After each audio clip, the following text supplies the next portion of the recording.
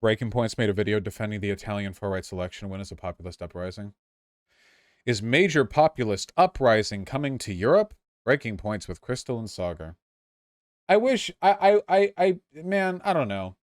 Here's my hot take, okay? We should have never stopped saying slurs, okay? Bernie Sanders should be able to say, like, and the rights of the Negro must be protected. Because the problem is that now all the hyper-racist people will just, like, dog whistle and euphemism their way through every fucking political talking point. Whereas if it was like the 1960s, people like the fucking Italy lady would just be screaming the N-word into the microphone. That's all they'd have to say.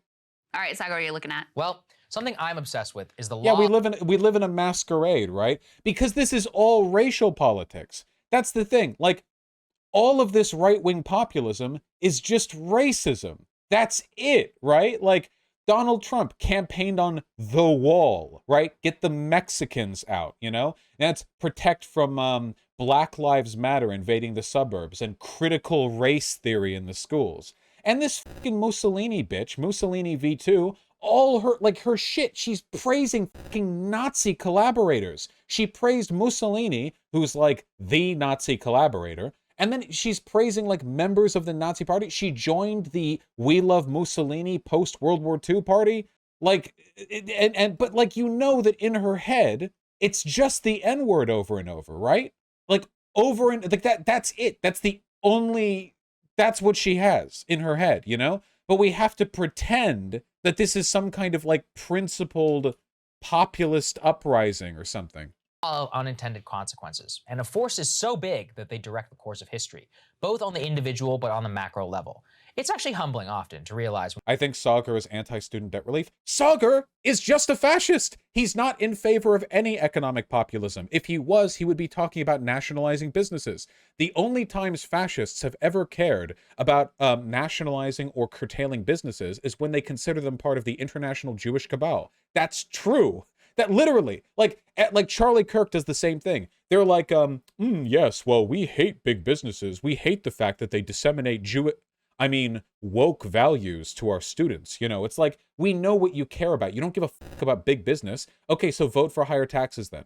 Vote for higher regulations. Bring back Glass-Steagall. Oh, no? You don't want any of that? No, of course not. Because when you say big business, you mean international Jewry. That's what you mean. It's not subtle. When you pull up at the pump, or if you run a small business, to know, from an individual agency point of view, you really don't have anything that you can do. Sometimes you simply have to pay the high price or accept lower revenue and just try and make things work. That is the reality of life for most people. It becomes historical, though, when those forces manifest at a bigger level. When enough people get pissed off, they sometimes do some crazy stuff. And across the pond in Europe, we are seeing a preview, perhaps just like last time, of a harbinger of insanity on our shores. Obviously, I've spent hours on the show diving into the European energy crisis. But what I want to underscore for folks in the back, here in the east coast of the US, it's already getting cold, which means it's been getting. Yeah, Saagar and Jetty is against canceling student debt. Imagine pretending to be like an economic populist, and in addition to, like, never talking about meaningfully curtailing business, you're also like, yeah, actually, you know, like, mass debt cancellation for desperate, fucking impoverished, indebted people who have a ball and chain shackled to their ankle at the beginning of their lives that they'll, like, never get rid of. You know, like, you don't do it. Colder in Europe for weeks now. Germany's natural gas demand over the weekend rose above both 2021 and 2020 levels as a result of colder than expected weather. That comes as Germany faces the historical natural gas shortage with its cutoff from Russia. Oh yeah, here. Student debt debate.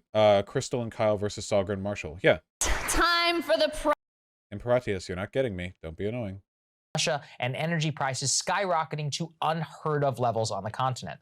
All over Germany, there are tales of businesses or households facing historic energy bills. A recent one featured on German public radio told the story of a family in Brandenburg whose monthly bill was increased to 1,500 euros a month from a previous 143 euros.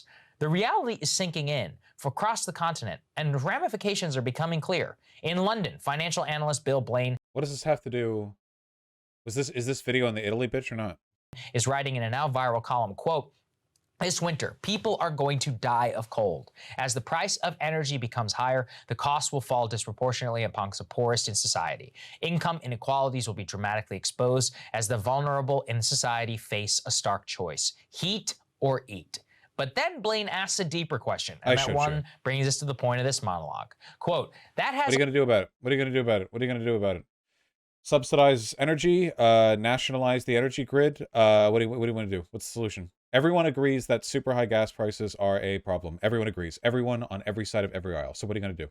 all kinds of social consequences. Can you imagine how those in France will react ahead of the French elections in April? What about the prospects for riots as fuel prices hit the poorest communities and ethnic groups in the UK? Blaine continues that beyond the tragedy of the acute crisis in the winter is the broader social implication across the entire European continent. And I'm beginning to wonder if the energy crisis precipitated by the Russian invasion of Ukraine and the now locked-in policy by the West of its sanctions regime, if Europe is not unintentionally spurring a mass populist uprising for the years to come. Right. What a phenomenal, gigantic, huge, massive, big IQ take. Russia invades Ukraine, therefore the energy costs skyrocketing as a product of that invasion are Europe gunning for populists. Oh my god. What do you want to do about it? What? First, let's start in Sweden, which actually is about to enter NATO. Ah, yes, the recent populist uprising in Sweden. Which, right here, the headline literally says, campaigning on issues like immigration, religion, crime, and the cost of environmental rules, the Sweden Democrats, a party with neo-Nazi roots, grew its support. So let's hear how that's populist or whatever. You're seeing a pushback against the Euro consensus. The right-wing party there bagged a historic victory in the latest election the last couple of weeks with a similar uprising against the Euro-liberal consensus. So notice the language being used here. Going against consensus does not mean you're populist, okay? If I go to a Starbucks and I shit into my hand and smear it across the face of the barista, I'm going against the consensus. I'm actually being a daredevil. You know, I'm a martyr. Okay, I'm a maverick. But that doesn't mean it's a populist shit. Okay, that doesn't mean that I'm doing a populism right there. On immigration, religion, crime, and environmentalism. The Sweden far-right party promised to loosen environmental regulations to lower the cost of energy prices and made it a centerpiece of their campaign right alongside its social crusade. The signs were also clear in Italy last— So wait, so how is that populist? Again, so right now, Saagar is literally just saying, populism is when the far right wins. Like, oh, wow, the far right tends to win by fear-mongering and sort of proselytizing off an economic crisis. I wonder where that happened before. We know that, yes. Nazis rose up after the Great Depression. We know that's how it works. But that doesn't mean it's populist. What does populism mean to people anymore? When I think of populism, what I think of is political organizing and activity outside of institutional sort of mediums. It's about democracy. It's about civic participation. It's about grassroots organizing. But a lot of these far-right parties don't do fucking grassroots organizing. Bernie did. Bernie was a real populist. He ran like a populist. He was an independent who ran as a Democrat, so he had a shot in hell, and he had more just hand over donations than like anyone else, and he had fewer corporate backers than anyone else, you know? That's populism. The people wanted him, not the corporate backers, not the elites who chose him. But then these far-right ghouls are all like long-term institutionalized politicians. Their dads were like Nazi collaborators in the previous regime, you know? They're like friends with big business moguls. They're big buddies with like oil and gas magnates who really want to relax energy and environmental restrictions so they can go back to making more money. And it's like, this isn't fucking populism. Fear-mongering over economic crisis doesn't make it populism. You're no more of the people than any of the institutionally hegemonic liberals you're replacing. You're just a worse iterant of the basic trends inherent to, or the antagonisms of, liberal capitalism. last night. Social discontent spurred Discontent, I never misspeak. He did. I win. Giorgia Meloni to the forefront of politics after her party just garnered 4% of the vote only 4 years ago. How does that happen? Well, she is capitalizing on growing discontent around mass immigration, the energy crisis, social liberalism, and EU interference from Brussels. I am not— That's true. but that's not populism.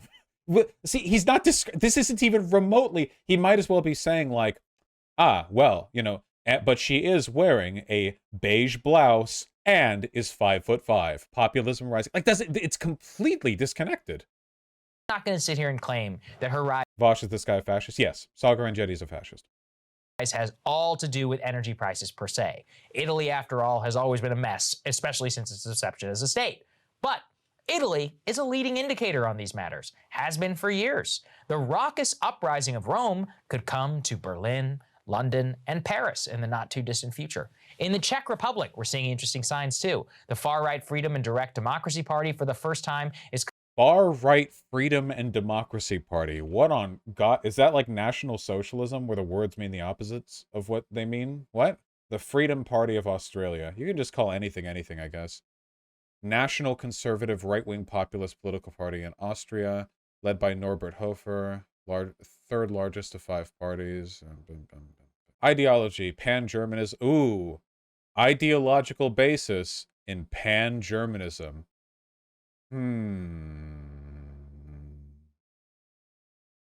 National liberalism, anti-clericalism, while retaining a classical liberal minority faction. Heimat Social Party, social welfare, privatization. Economically, it supports regulated liberalism with privatization and low taxes. So populist. So populist. Did I say Australian? Oh, well, I never misspeak, so. Combined with support for the welfare state, up to the developed states. National conservative, right, national, and far right. Traditionally been part of the national liberal camp. National conservative. It's Czechia, not Austria. It said Austria at the top. Oh, am I looking at the wrong Freedom Party? Oh, my apologies. Okay. I did think it was kind of odd that Czechia would be pan-Germanist. Wait, what is the... Oh, here it is. Okay, the Freedom and Direct Democracy Party. There we go. Well, let's go through it again. Described as a right-wing or far-right in the political spectrum, opposition to immigration. The FPO is a far-right party, though, with actual links to Nazis. They all do. Guys, every conservative European party has links to Nazis, okay? They're all... The Nazis didn't fully go away. Nazism was not that... Or I should say, sort of the social parallels to Nazism in other non-German countries were not that unpopular prior to World War II, okay? Hitler ruined it for the rest of them. All the other Nazis or fascists or whatever just sort of quieted down for a bit. And then the nanosecond World War II ended and the Cold War began, the fucking CIA rolled through Europe and started supporting far-right parties. Rejects multiculturalism. The party itself claims it does not seek to promote hatred towards any race or culture, but argues for the protection of Judeo-Christian values and believes that migrant quotas will lead to the Islamicization of Europe. Okay, gotcha. Great. Coming in second in the latest round of political polls. That puts them ahead of the ruling coalition in charge. The party's rise is almost single-handedly because of social discontent around energy prices and around the government's policy in Ukraine. Slovakia, too, seeing discontent. Recent protests in the country's capital around energy prices and a weird position. It's both a NATO and EU state, but half of its population does not believe that Russia actually attacked Ukraine, and they mainline Kremlin propaganda.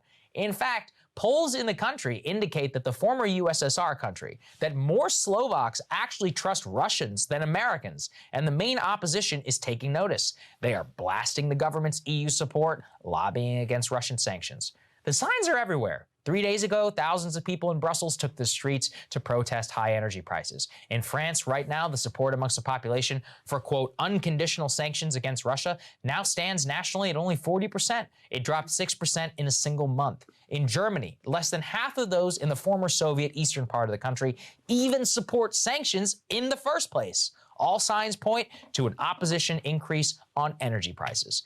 We are gliding into the path of the very unknown, and given recent trends, we should bet some crazy stuff might happen. Populism is just the most misunderstood term, like in the history of politics. It's fucking insane. Sanctions policy at this point is not going to change. Putin's recent mobilization guarantees that. And that means we now get to watch a massive transformation on the continent. One thing is certain, it won't be the same again. And the effects of the sanctions policy, which almost no one actual thought went into, it's going to have major ramifications for years to come. I think that's all I can really take away. I don't know what's going to happen, but Vaush, I have a feeling you're not using the common definition of populism, i.e. a political approach that strives to appeal to ordinary people who feel their concerns are disregarded by established elite groups. Okay, the problem that I have with that definition is that literally everybody feels like their concerns are being disregarded by established elite groups, and if we use that term for populism, that means like everyone ever was a populist. Every leader has campaigned on, the last guys weren't doing what you wanted them to do, but I will. Like, when I think of populism, like in terms of how it seems to be used, like in a more specific or meaningful sense, it's about like the actual like mechanisms to power, what real interests are being represented, right? The reduction of populism down to just like making people feel like they're not being listened to by their leaders is so broad that it becomes meaningless. And in addition, it kind of like stamps out real populists, doesn't it? What about people who actually are willing to listen to your concerns when the established elite groups aren't, you know? The term as defined there doesn't really offer the possibility of someone acting that way. Yes, I agree that right-wing populist is kind of fundamentally oxymoronic, depending on the kind of right-wing. Capitalist right-wing, I don't know how well you could be populist under those circumstances. That's not really true pre-2016. Populism wasn't really a thing. By that definition in the Google search, yeah, populism has always been a thing. Go back and look at like transcripts of like debates over the radio or some shit back in the 50s and 60s or whatever. Like all presidential candidates or politicians broadly, you know, the previous guy wasn't listening to the little guy, but I'll listen to you. I'm Bill Lamberson. Yeehaw. You know, like that. If by populism like we mean, if this is what we mean by populism, you know, leftist movements by definition appeal to populist interests, which is what I mean when I'm using sort of the Google definition. But leftist movements also have a tendency to be genuinely populist because they don't act within pre-existing systems of power, i.e. capital. Yeah, like Huey Long. Everyone can appeal to populism, but who can be a populist, right? Like Adolf Hitler. Adolf Hitler appealed to populism, but was he a populist? No. He didn't give a fuck what the little guy thought about him. He pretended to for just long enough to secure complete military power over Germany. Then he ended all fair elections and shot people who disagreed with him. So clearly, like the populism there was just like a smokescreen. You know, it was an appeal to populism. But real populism is a thing. Here's the EU energy giant's profits for the year. This guy has no idea what he's talking about. Yes. Never forget, inflation is not so much about the cost of producing and distributing goods as it is the prices companies feel they can get away with charging you, with inflation being a pretext. Or to put it another way, like when gas prices rise at the pump, it's not like that's not a proportional rise in the cost of producing and manufacturing and distributing the, you know, gasoline. That's a rise in what the gas companies think they can get away with, given people's perceptions of what it should cost at the moment. Or to put it a third way, what about the diamond industry, right? Diamonds are kept artificially scarce because they can be produced artificially, like pretty easily, you know, like it's not that hard. Diamonds are basically pure carbon. So if you have carbon, which we do in our bodies, it's everywhere, and you have the machines for it, you can just make diamonds. You can do it pretty easy. So the cost of diamonds has far more to do with what companies think they can get away with charging for them rather than what it actually costs to produce. And by the way, everyone knows this. We don't operate under like a labor theory of value, you know? The capitalist model of pricing is one where supply and demand meets, not one in which like the cost of production matches the price of sale or whatever. Like that's not how that works. So when gas prices rise and you say, this is just some phony bullshit by the gas companies, it's not really going up, they're just charging us more because they're piece of shit, you're actually demonstrating a better understanding of capitalist economic theory than all of the neolibs on Twitter who are trying to explain that actually no, gas companies have your interests at heart when they when they like massively inflate the cost of their product for sale. You know, like they're the ones who are like huffing copium right there, pretending that the price of sale has to in some way be derived from the cost of production. When was that a rule in capitalism? What? When did that become a thing? Watch Fox News contributor and former Congressman Trey Gowdy excuse the rise of fascism. Said first female prime minister for Italy. but they chose the other way to describe this. You know, Brett, if you had 2 hours and could read to the bottom of the New York Times story about her election, you would see that. What the f is this? What are we doing? Can somebody tell me what we're doing right now? What are we doing, man? Come on. She was historic, but you would have to get through more hard right and far right references. And I guess what I'm wondering is, if you're winning elections, if you are what the people want, at what point does that become the center? I mean, who gets to say what is far right or what is hard right? Right. So he's essentially saying that if the fascists win, then the Overton window moves. Technically, in that respect, he's correct. You know, there isn't an objective definition for what something would be like far left or far right, right? However, like in the context of this conversation, it's obviously apologia. You know, he's essentially saying like, well, fascism isn't like crazy far right. If that's what the people want, then I guess that's just normal and you're crazy far left, you know? So this is sort of a weaponization of the nature of the Overton window as a way of like engaging in apologism for fascism. Which they all want, because they're fascists, you know. They all want you in death camps. I am the only one stopping you from dying in a death camp. Please subscribe and donate today.